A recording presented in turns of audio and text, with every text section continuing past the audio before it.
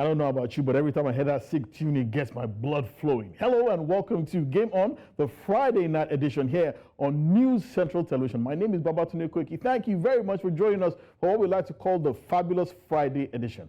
Of course, you know we're streaming live on YouTube and all the other social media handles as well. The handle is at News Central TV. You can find us on X, Instagram, and of course Facebook as well. We're also streaming live on YouTube, which means anywhere in the world you can join the conversation. Welcome once again to what promises to be a very interesting edition of the show. We have motorsports, we have a recap of European football, and of course some sad news that has affected the Nigerian football fraternity. We'll be talking about all that and much more on the show. But before we get into the action, let me start with my guests in the studio. Starting from my far right, Okwe Adebari, Mr. Billions himself, always looking as if he's going somewhere after the show. I don't know why, but this one is also looking as if it seems you're giving club. Let me just put it, you're giving after party.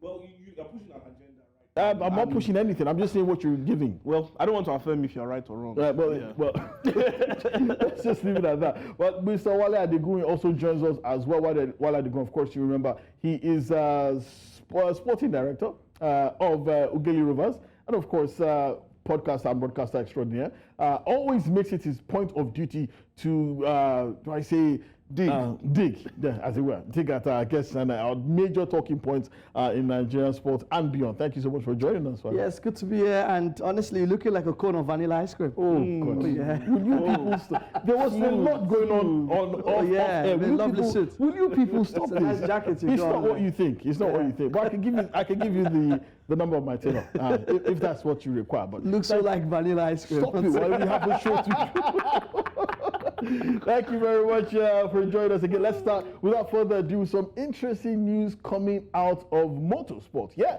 believe it or not, Nigeria actually has some pedigree in the sport, but not at the highest level, which is Formula One, that everyone everywhere already knows. Well, Nigerian-American Ugo Ugochukwu, who is a McLaren junior, will drive for the team in Formula E's rookie test in Berlin on the 13th of May. The 17-year-old is a long-time protege of the British outfit, having first received their support in 2021 when he was still karting. And in 2022, he stepped up to single-seater racing in Formula 4, coming 3rd and 10th respectively in the British and Italian championships. Well, last year he remained in the category, coming 3rd in Formula 4 United Arab Emirates with 5 wins, then tackling the ACI-organized Italian F4 and Euro 4. He won 3 races in both, enough to be champion in the latter, but only runner-up in the former. Well, Ugochukwu made a step up the ladder for 2024, racing full-time in Formula Regional and part-time in GB3, and was 7th in the F1 Regional Middle East, and is currently 2nd in GB3, and his FR Regional European Championship campaign is yet to begin. Gentlemen, it is no surprise whatsoever to find a Nigerian somewhere thereabouts within motor racing. But believe it or not, Nigeria actually has a proud heritage of motor racing. Even here in Nigeria, we have, of course, you do remember that we brought over 2 months ago about karting in Nigeria. Recently, they had their last event last Saturday in somewhere in Ogun State. It was brilliant. We'll be bringing you more pictures and news from that particular event.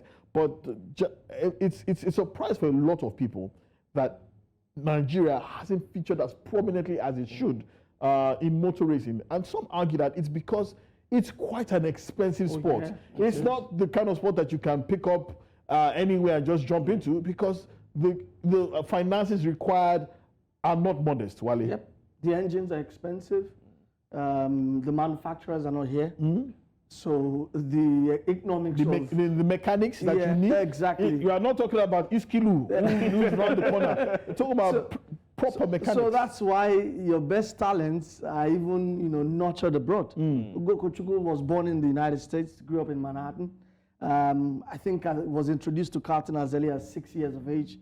So he's been karting for the last 3 years before he got to Formula E. So I'm not surprised here, because nature, nurture is over there, and he has access to all that.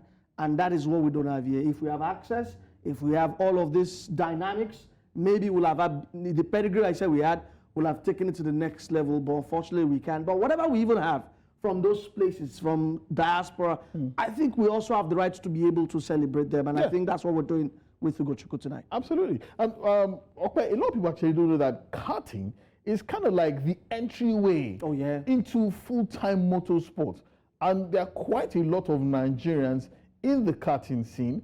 We'll be speaking to one of them in just a few minutes, but you get the impression that maybe if we actually started full-time karting, like a proper circuit across Nigeria, like is currently being done by Buki Feshito and his crew, you get the impression that we have the potential to build that kind of capacity. It's a huge country with some excellent venues, potential venues across the country, and you get that maybe that's the low-hanging fruit that we should be cultivating right now. Definitely, we should. I think it's a sector that we need to look into and we should invest in, considering the fact that when it comes to road rage, I think Nigeria are up there, if you know what I mean. But then again, just like Wale said, I think one thing I'll take out from that and coin it in a different word is that Ugo Ugochukwu was born in an enabling environment, which allowed him to harness his skills. Just like Wale said, he started off at the age of 6, and by 7, he won his first championship. So when you don't have the enabling environment, it kind of hinders you a bit. However, we've seen private individuals who have now shown a deeper interest and passion for it and tried to stir it up amongst Nigerians. However, I think it's now time to call for more private individuals to look into the sport and actually invest in it and probably make like a long-term plan to see where Nigerians can be in the near future. But I mean, so far so good. It's good to see someone like Ugo Ugochukwu getting into the limelight currently. Hopefully he can't make it to Formula 1, maybe one day be a Formula 1 champion. But definitely we do need more Nigerians coming into the limelight when it comes to car racing. Motor racing. Well, motorsport. Well, speaking of Nigerians who are involved in motorsports, one of them joins us right now from the United Kingdom, London to be precise. Dauda Gawuna, he's the team manager, Team Fame, the 2024 X-Kart Race Series. Thank you so much for joining us tonight on Game On. It's an absolute pleasure to have you on the show. Thank you very much for having me on, gentlemen. It's a pleasure for me as well, and thank you for giving me this opportunity. Thank you. Well, Dauda, let's get to it as well. A lot of people actually do not know this, but Nigeria is actually registered with the global motor racing authorities and is well represented. But for some reason, that news is pretty much hidden back here in Nigeria. Why is that? Well, I think that is up to them to answer that, but I don't think they, how will I put it, are doing what they should do to help promote the sport properly. When you say it's up to them, when you say it's up to them, who exactly you referring to? It's an association called the Automobile Touring Club of Nigeria. It is headed by one gentleman called Ishaku Bamayi. Okay. I believe he registered it way back in 2009 and started doing work with the FIA about 2012 or so. And they got the sporting rights, I believe, around 2015. So, yeah, they're around. I've known about them for a while, and that is how I even started my kid into karting, because I reached out to them at some point asking them about a tournament. You mentioned Ugo Ugochukwu earlier on, and when he came to prominence, we now started looking at his career and everything, and my kid had always had an interest in motorsport, so that's how I reached out to the ATC and asking them if there was anybody representing Nigeria in their premier karting competition, the FIA Karting Academy. So that's your son on the screen. That's your son on the screen, David. He's quite the talent we hear. It's Philip. His name is Philip. I beg your pardon. Yes, yeah, he's done well in the last 3 years. His trajectory has been quite impressive from where, other individuals start from the age of 6, 7, and by the age of 9, 10, they're national champions in their age groups. So he has had a very steep curve, and he has been improving each and every time he goes out. As a parent, I'm quite impressed with what he has been able to achieve. Well, speaking about the Nigerians, just sticking with the Nigerian Association, you talked about it's been registered since 2012, I believe. I'm just wondering, have they held elections? Is there a board? Have you tried to get into that board at any point in time? Well, I think many people might not know, but the biggest hindrance to Philip at this point in time is the Nigerian Association. Really? Last year, we had a dispute over certain arrangements made when we went for the FIA Motorsport Games over uniforms ordered. And following that dispute, basically we were asked to leave the Nigerian Association, that I as a parent can no longer represent my son. I had to bring somebody else. You know, it was a bit shocking, and I was now reaching out to people in Nigeria, trying to find out what exactly is going on, because this is not how an association is meant to conduct its business. And to my surprise, nobody really knew what was going on there. In fact, I had to go to the Corporate Affairs Commission just to get the constitution of the association to understand what was going on. I was quite shocked to see what I found there, because unfortunately it's embarrassing. Oh, wow. Mr. Bamai has opened an association, and he has made himself the life president of the association. Even in the constitution, they are supposed to have elections and all that. None of that is going on. It's basically he has created a little fiefdom for himself where he's the king, and anybody that he's not happy with cannot progress. Okay, so from what you said, you've now had to leave the Nigerian Association, and I think you've registered with the British Association. Yeah. How have you been received by the British Association, and how has that impacted Philip's ability to compete? Well, last year, when we were forced to join the UK Association, this was by March, when they finally gave us the release letter after much erratic behavior on their part. We were able to go to the Tillotson T4 Nations Cup, which was Philip's best outing. I mean, he was the first Nigerian and in fact the first West African to qualify for an A final. That is, he entered the last 36 out of about 70 contestants, and he even ended up finishing 20th in the final race. But since then, time for renewal again. We applied to the UK Association. They reached out to the Nigerian Association asking for permission to issue Philip's license, and they refused to respond. And you know, I now had to raise the issue within the Nigerian motorsports community that was going on. And I was informed that there's a petition against them, so they cannot make a decision, which in my opinion, a petition should not interfere in the daily running of affairs of any association. So as it stands today now, Philip cannot race. His license has not been approved by them in Nigeria there, simply because Mr. Bama has a grouse with me, and he has decided to punish my son for that. So it's one of those unfortunate and sad stories we hear about Nigeria every time. But Philip is in good spirits. We still go out to practice, trying to keep him on the sharp end of things, and we are still waiting to see what will happen. But please, could you just clarify? You said you've moved your son's registration from the Nigerian Association to the British Association or UK Association, why do they still need clearance or a certificate or a license from Nigeria in order to compete when he's now registered with the British Association?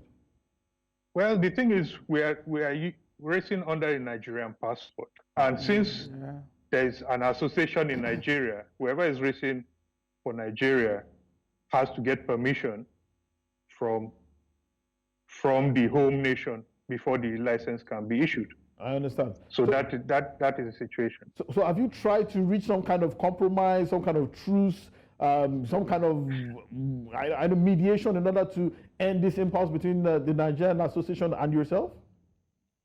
Well, this is just the thing. They first of all deprived me of being a parent to my son. I've nominated somebody else. Is that legal? Can they do that? Well, I don't know how will I put it?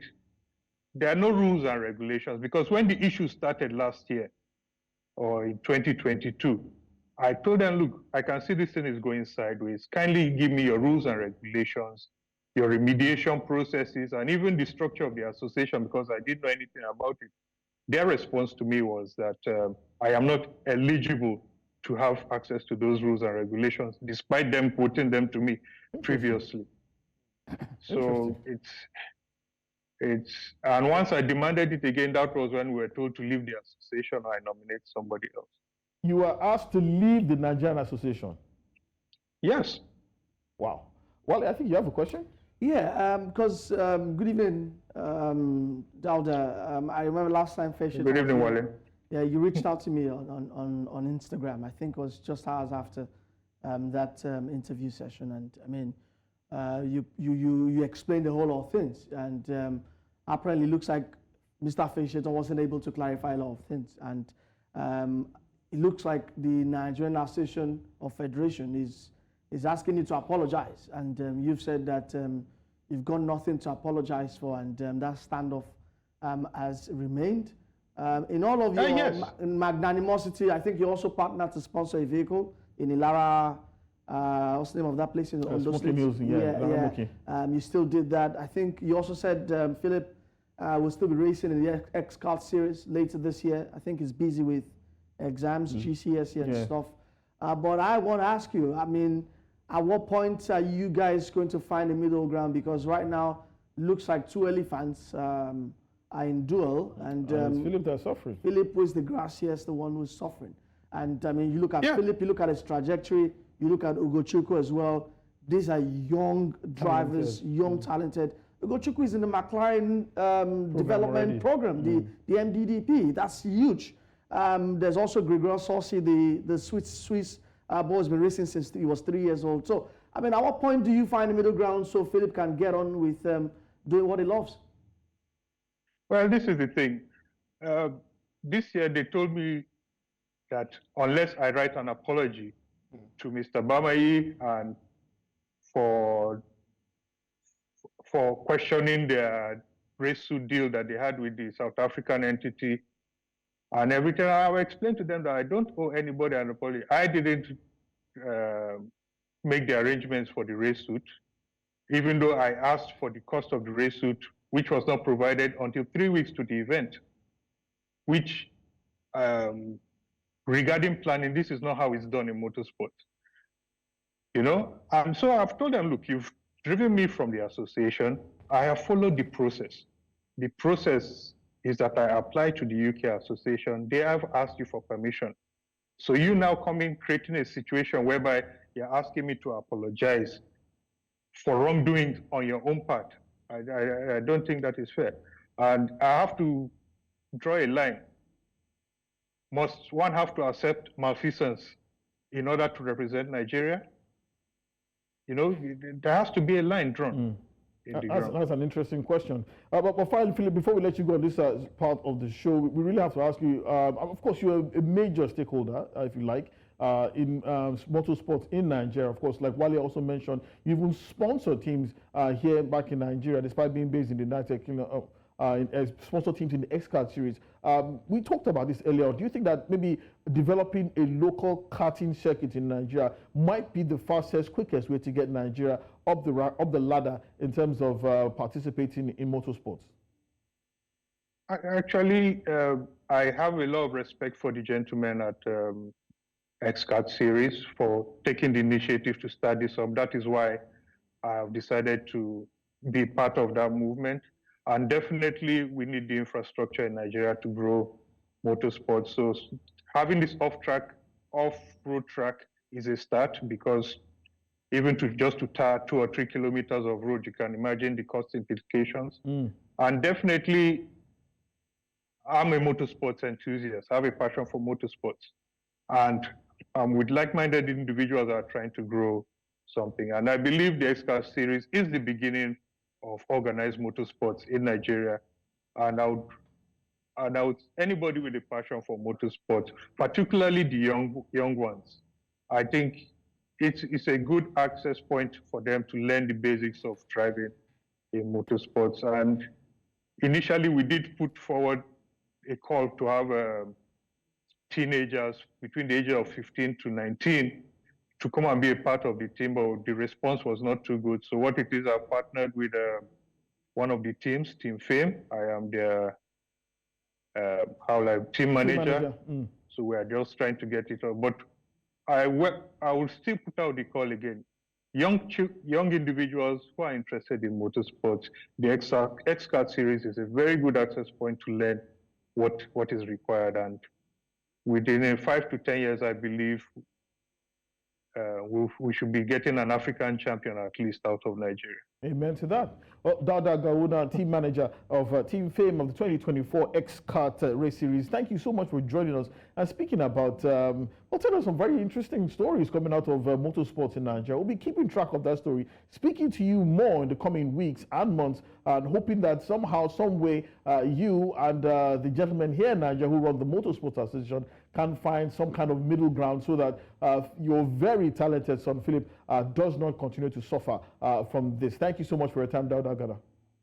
And thank you very much for having me, gentlemen. Thank you, everybody. Thank you. Oh, guys, it's an interesting story. How well, let's just move on. But there are always two sides to the story. There are always two sides to the story. We'll definitely be getting in touch with the other gentlemen who are in the Nigerian Association as well. We'd like to hear that side of the story because I believe Mr. Dauda Gawuna has laid some very interesting allegations, and we believe that it's only right that these gentlemen respond to them. Moving away from motorsports, let's tell you that there's also the African Cup going down in Kigali, Rwanda in just a few days. The African Cup, of course, we'll see many of the finest African teams represented by 4 players, 2 men and 2 female.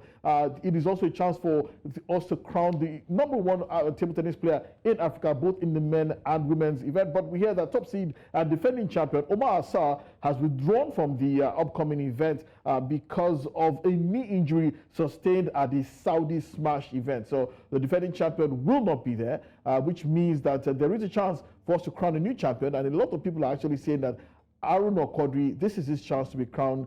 African champion, but a lot of people across Africa will contest that.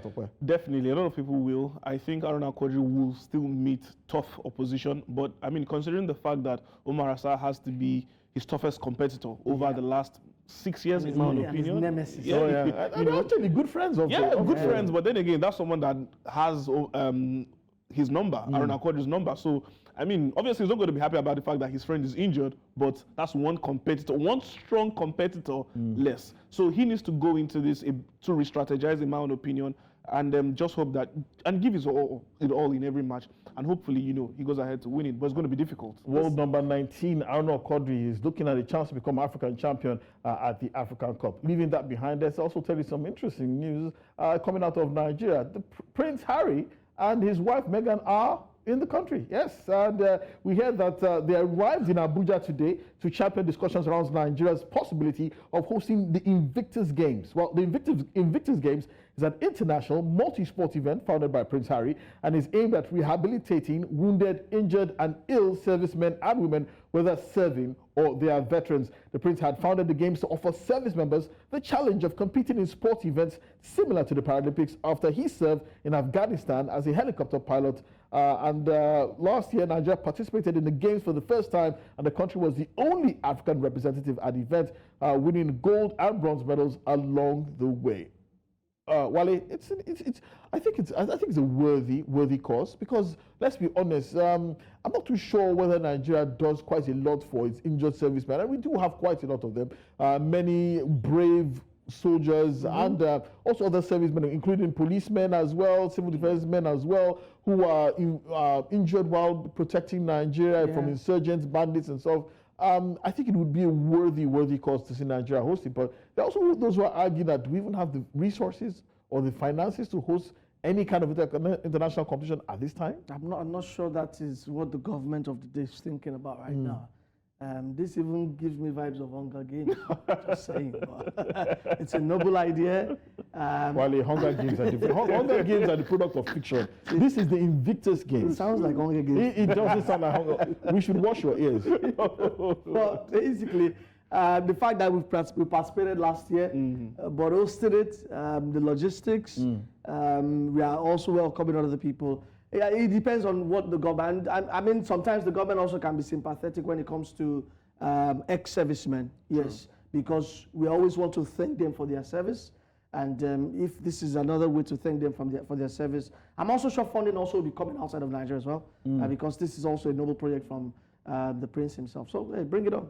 Yeah, I would but love to see that. to me, it sounds like, you know, a very nice wish from Prince Harry. I think he was just extending, should I say, I don't know, warm wishes in that way, considering the fact that we were the only African country to actually be a part of it. So considering that maybe we do have a chance to make history, but in my own opinion, if I'm being realistic, I do not see Anything that that brings Meghan to Nigeria, just bring Oh it. my God. Moving on very quickly. Let's quickly tell you that former US Open champion Dominic Thiem said that he will retire later this year due to a recurring wrist injury that has hampered his ability in the sport and pretty much derailed his career. The 30-year-old Austrian, who reached 4 Grand Slam finals, hopes to finish his career at a home event in Vienna this year. Well, just before we take a break, let's tell you that Nigeria is set to debut at the International School Sport Federation World Cross Country Championships in Nairobi. Yes, believe it or not, Nigeria is actually participating in cross country alongside, well, global powerhouses like the East Africans. Well, Nigeria will be represented in Kenya by a team of 7 comprising of 4 boys and 3 girls, and they'll compete with 21 other African countries. Let's take a listen to a short report about that upcoming event as Team Nigeria departed for Kenya yesterday.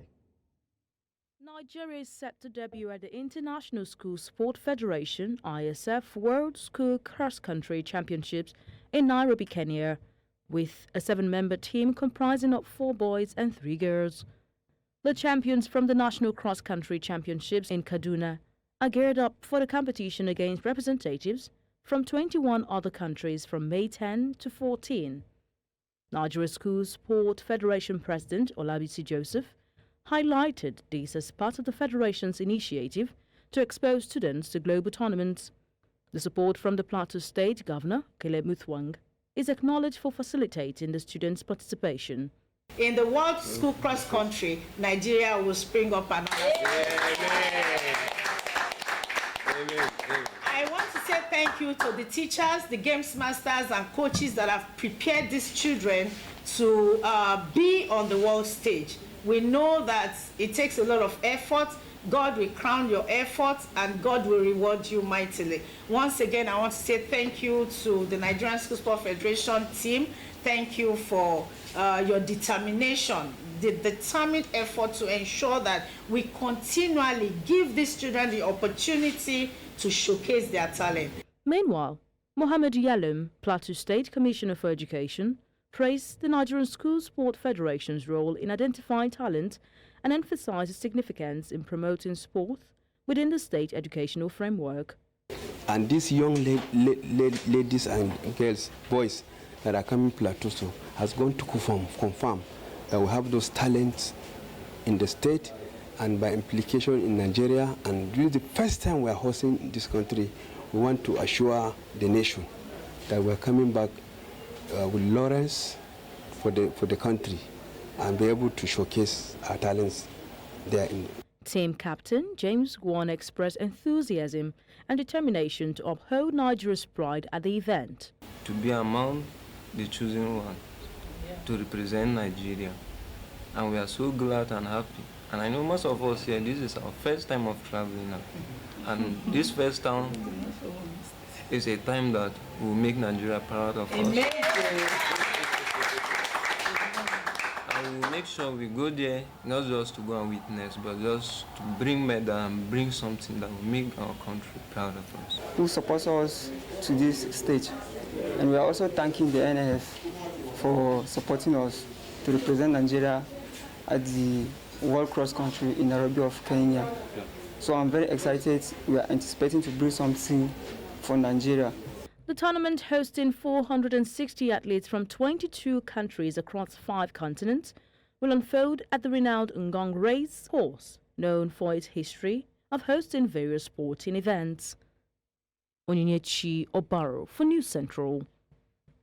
Thank you so much for staying tuned. You're still watching Game On here on News Central Television. I still have the guys with me in the studio, Okwe Adibari and Wale Adigun. It's time to talk football now. And of course, as usual, we start on the domestic scene where Kano Pillars are in the news also for interesting reasons. Of course, you know, they've asked their coach, Mohamed Baba Ganaru, to actually go on suspension. But we heard they've also appointed two former players of the club, Ahmed Jangora and Ahmed Yaro. Remember him? They are interim coaches to take charge of the club's remaining games in the MPFL. 6 games to go to the end of the season. The two managers will take the charge of the team following the suspension, I beg your pardon, of coach Abdoulaye Meikaiba, not Baba Ganaru. Yes, Abdoulaye Meikaiba, which was announced by the management. Meikaiba had earlier in the week criticized the club's hierarchy for lack of professionalism and was suspended with immediate effect. Well, Kano Pillars are currently in mid-table. They have 44 points from 32 games. I'll be looking forward to improve their position when the league starts later on this, well, that's next month. Well, of course, in their last 5 games, they haven't done particularly well. They've lost 4 and won just 1. Of course, remember they lost to Kano Pillars. They lost to Aqua United 3-0. They defeated Gobe United by 4-0, lost to Benel Insurance by 2-1, lost at home to Shooting Stars before being plastered 5-0 by Eyimba, and that puts them in just mid-table. They're in no danger of being relegated, but they're way off from winning the title as well. There you see, that's Kano Pillars. There you see them in 9th place, pretty much mid-table. They are not in any contention to win the title, but they are not in danger of being relegated either. Moving on very quickly, let's tell you that Nigeria's women's under-17 national team, the Flamingos, have arrived in Bamako, Mali, capital of that country, ahead of their tie against Burkina Faso. Of course, that's just ahead of a FIFA Women under-17 World Cup qualifier that will be played in Bamako instead of in Ouagadougou. The match was moved from Bamako to Ouagadougou, I beg your pardon, due to the inability. Moved from Ouagadougou to Bamako due to the inability of the Burkina Faso Football Federation to provide a suitable venue for the game. And of course, the return leg will hold 7 days later at the Moshood Abiola Stadium in Abuja. That's on the 18th of May. And we're looking forward to a really good scoreline in the first leg. That team is, of course, being tutored by Olo Okere, who's also been coach of the team for quite a while. And he's looking forward to an excellent result in the first leg to ensure that the second leg will be a formality. And still talking about youth football, let's also tell you that defending champions Nigeria will also arrive in Accra, the Ghanaian capital, on Saturday for the defense of their WAFU B Under-17 Championship. This year's edition commences on the 15th of May, Wednesday the 15th of May. The Eaglets will begin their defense of their title when they confront their counterparts from Burkina Faso at the University Stadium on Thursday. That's on the 16th of May. Kickoff is set off for 3 p.m. Nigerian 4 p.m. Nigerian time before matches against Niger Republic on Sunday and also Togo after that as well. So we're hoping that this same Nigerian team that had been in the news for having been decimated by the MRI test, hopefully they found some kind of form and so enough players to fortify the team ahead of the defense of their title. And also, just before we leave this part of the show, let's also tell you that the teams that will compete in the men's football event of the 2024, I beg your pardon, Olympic Games in Paris has now been completed. Guinea, West African country, secured their place after defeating Indonesia 1-0 yesterday in a intercontinental playoff. The only goal was scored by Ile Moriba, and that means that Guinea will join the likes of Egypt, Morocco, and Mali to represent Africa. It will be Guinea's their second appearance at the Olympic men's football tournament, having made their only appearance in 1968. Well, let's also tell you that matches were also played in the Europa League yesterday as well, and we now know the finalists and we know the venues. In the Europa League yesterday was brilliant performance by Bayer Leverkusen, arguably the team of the season. They came from 2 goals down to force a 2-2 draw against AS Roma and progress 4-2. Elsewhere, Atalanta thrashed Olympique Marseille 3-0 to move forward in 4-1 aggregate. Well, that final will now be played, the Europa Conference League final will now be played at the Aviva Stadium in Dublin. That is already confirmed. No, this is actually the Europa Conference League final. I beg your pardon. Yes, that's the right one. Yes, Atalanta versus Bayer Leverkusen. That final will be played in Dublin. And then just after that, we'll now have the Europa Conference League final. That match will be contested between Olympiacos and Fiorentina. That game will take place at the Hagia Sophia Stadium in Athens. How propitious it is for Olympiacos to be played in Athens, because they are also, of course, a Greek team as well, but they'll be played in the home of their city rivals, AEK Athens, as well. So pretty much they'll be the home team, literally and figuratively, for this particular game. Well, speaking about European football, it has been an amazing season so far. We've seen different stories, different coaches being hired and fired. Some have done well, but are about to be fired. Some clubs came from nowhere and have done incredibly well. In France, we can look at the rise of the mighty Brest, who are doing really, really well and will be playing European football for the first time in their history as well. Looked at Atalanta, who done remarkably well. I'm not forgetting Bayer Leverkusen, who are definitely the team, by my standards, the European team of the season. Well, joining us now is European football expert, co-creator of Breaking the Lines and freelance writer Zach Lowry. He joins us from New York in the United States of America. Zach, thank you so much for joining us tonight on Game On. What a season we've had. What a season we've had. It's rare to find a season where it has been very, very competitive, especially in England. We've seen the likes of Bayern Munich defenestrated by a team that has never won a title before. We've also seen coaches who have done pretty well, not having basically their contracts renewed. But I just want to ask you, how do you feel about this season? Because I'm just chuffed. Yeah, listen, I think it's been such an incredible season. It's definitely a season that I'm not going to forget anytime soon, because it's not necessarily rare that you'll see teams come out firing from the block and emerging as a surprise team, an underdog. But I think what's really unique about this season is we've seen so many teams not just be able to start off the season really well, but also finish it really well. We've seen a lot of these underdogs, make a name for themselves, show that they're not to be trifled with in so many different leagues, right? Brest in Ligue 1, as you mentioned, qualifying for Europe for the first time ever. This is a team that has been accustomed to fighting relegation. Girona playing La Liga football for the fourth time in their history, and yet they are set to finish second in the La Liga table and qualify for the Champions League. They already have qualified for the Champions League. Absolutely incredible. You have so many other examples. Stuttgart, a team that has been really overshadowed by Bayer Leverkusen's perfect season. But the fact is, they've taken Leverkusen down to the wire several times in the league and the cup. They've gone from being in the promotion relegation playoff in the Bundesliga to, qualifying for the Champions League in a year. Absolutely incredible. There's also the story of Bologna, right? Returning to the Champions League after, I believe, 60 years. So many incredible stories. And that's not even to mention what's going on in Europe, right? When you look at Olympiacos qualifying for the Europa Conference League final, I don't think many people expected that to happen. At all. I certainly don't think that many people expected Leverkusen or Atalanta to get to the Europa League final. And as for Dortmund, I do think that this is, quite an interesting story. This is a Dortmund side that, in contrast to previous teams with superstars like Bellingham or Haaland or Sancho, right? Like this team, there's no real blockbuster star that you can pin your finger on, but this is just really a well-organized team that, despite its domestic woes, despite the fact that it's going to finish outside the top four, most likely for the first time in 9 years, they've managed to get all the way to Wembley, and they are 90 minutes away from their first European trophy since 1996. So really, so many teams that have shown that they're here to compete, that they're here to win trophies. it's a season that I'm not going to forget anytime soon. That's for sure.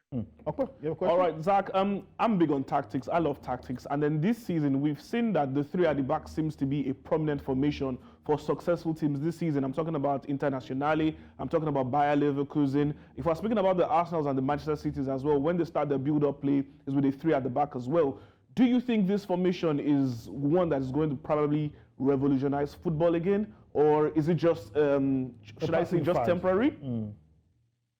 I think, you make a really interesting point. I don't think that it's necessarily going to have a chokehold on European football, because I think there will always be teams that will want to go with a 4-2-3-1 or a 4-3-3 or a 4-3-2-1. But I do think that the back three has really become more of a ubiquitous formation in recent years. And I think that one crucial turning point in that was the success of Antonio Conte's Chelsea. I think after you saw that Chelsea team win the title at a canter, we saw a lot more teams like Tottenham, for example, adopt this back three. But yeah, and I think that as well, one thing that this has done is really show that the back three can be an attacking formation. It can allow teams to go on the front foot, to press and play an aggressive attacking style of play. And there's so many examples of that. Inter, they've been dominating Serie A from start to finish with a back three. Bayer Leverkusen, just 4 matches away from an undefeated treble.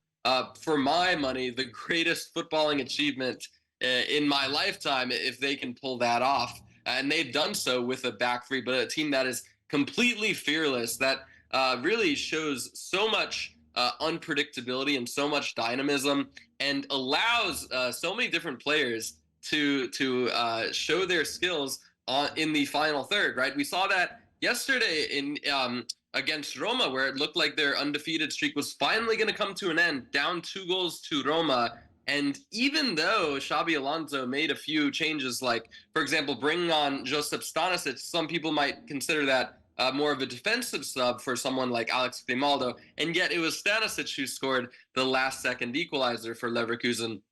So what I think that the back three does is it's enabling these teams to maintain a balance, but also get numbers forward and make sure that their opponent is going to remain on the front foot. I do think there's a very good chance we'll see more teams trying out a back three. Perhaps not necessarily going for it full time, but I think there are so many teams that are pulling off success. We haven't even mentioned Sporting. Sporting have won their second league title in 4 years. Atalanta, of course. So many teams that are showing that a back three can be an effective organized tactic. So yeah, I do think there's a very good chance we'll see more teams adopt this as time goes by.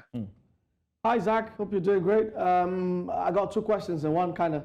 And the first is the so-called biggest and the most entertaining league in the world not having any finalists in the European competitions. And the league is always premised on the fact that a team like Newcastle should be able to go to the French League and probably beat everybody, or probably go to France and beat everybody. But yet the Premier League has got no finalists in the Champions League, in the Europa League, and in the Conference League. I mean, Olympiacos decimated Aston Villa. What do you think went wrong with the English sides? And secondly, it's the point of the season where we start giving out prizes, the big prizes, the Ballon d'Or. Who are your front runners? I think it's narrowing down, but we know we still have the Euros. We have the Copa America also in view. There's the Champions League final as well. But who do you think is winning the Ballon d'Or this season? So to start off with the second question, the Ballon d'Or, I think that it is kind of narrowing down to a list of candidates. I think that, frankly, as good as Kylian Mbappe has been in Ligue 1 this season, the fact is he did not show up for either of the second legs, either of the legs against Borussia Dortmund, and I think that's going to weigh a lot on his candidacy. So I think Mbappe is pretty much out of the race. At the moment, I think that the main candidates for me, Vinicius Jr., I mean, he's just been absolutely lights out for Real Madrid. Just for me, a player with that X factor, with the efficiency and composure of a world-class player. I honestly think that, since Cristiano Ronaldo left the big time, I would argue that he's been the most consistent, most dangerous player in the UEFA Champions League. So I think it's probably between Vinicius Jr. and Jude Bellingham. You know, you can't ignore the fact that this is an insane season for a player who's playing really in a super club for the first time. I don't want to disrespect either Birmingham City or Borussia Dortmund, but making the step up to a team like Real Madrid and delivering on a consistent basis, you know, racking up a ridiculous amount of goals from an attacking midfield position. Yeah. It's incredible, you know, scoring those 2 extra time winners against Barcelona, and also showing that he can be a really effective player even when he's not scoring. I think that's definitely going to bode in his favor. So I think that the Euros and the Copa America are definitely going to play into this. You know, if Bellingham can, you know, put an end to England's drought, if Vinicius can win the Copa America title back from Argentina, I think these are all factors that are going to be decisive for them. And I think as well, another player who I wouldn't necessarily write off, Florian Wirtz. You know, there are so many players to pinpoint from this Bayer Leverkusen team. So many players who deserve our attention, but Wirtz, what he's been able to do, recovering from an ACL injury and just stepping up, you know, and leading his team by example at the tender age of 20 years of age. It's absolutely incredible. So I do think that people should be considering Wirtz as a potential Ballon d'Or candidate. I think he should certainly be in my top 3 or 4. What he's done this season is absolutely incredible, and I think he's going to have a huge role to play for Germany. As far as the Premier League goes, yeah, I can't really put my finger on it. The gap between the Premier League and every other league in football is just astronomical, and yet we are seeing the Premier League teams continuing to disappoint. Like, this is not even a one-off.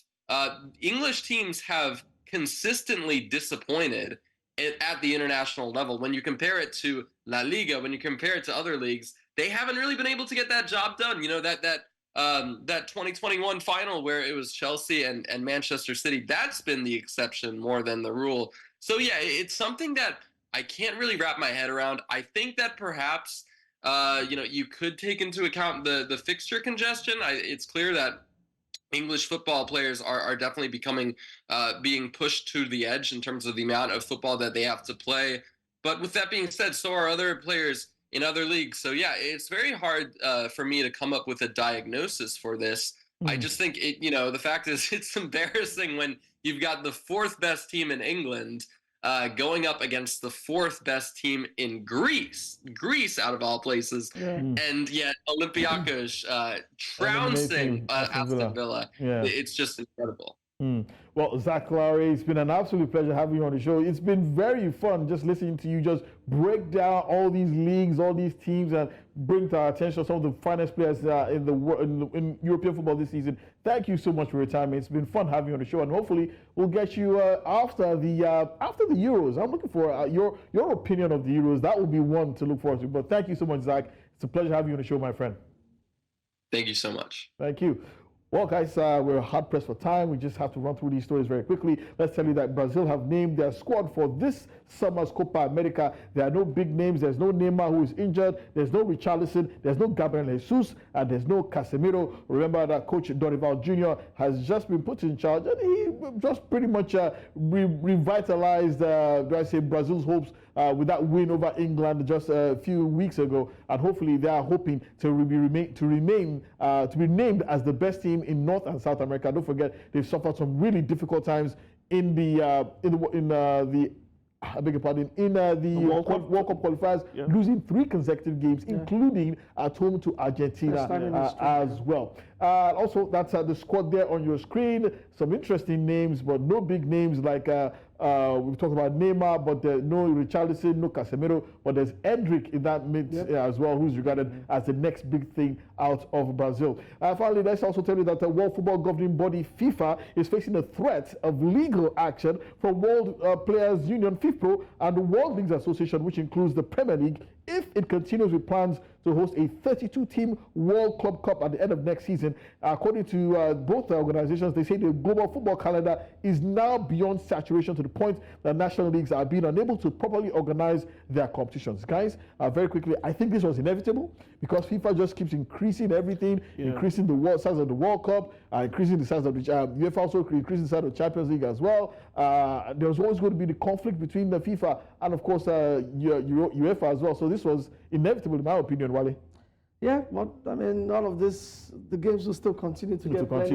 So, but nobody's thinking about the money. Nobody's thinking about the players. And it's not about the money. I mean, just take a look at the number of ACL injuries we had just before the beginning of the season. It's alarming. These players need to rest. I totally agree. But thank you very much, Wale Adigo, for joining us on the show. It's Friday. I'm hoping you will get some sleep. And Okwe, take my advice. Don't go to the club. Don't go to the club. Just go. If you say so. Who sleeps on a Friday at 10 p.m.? Yeah, the night is still young. Thank you to the guys behind the scenes who made this show particularly possible. But before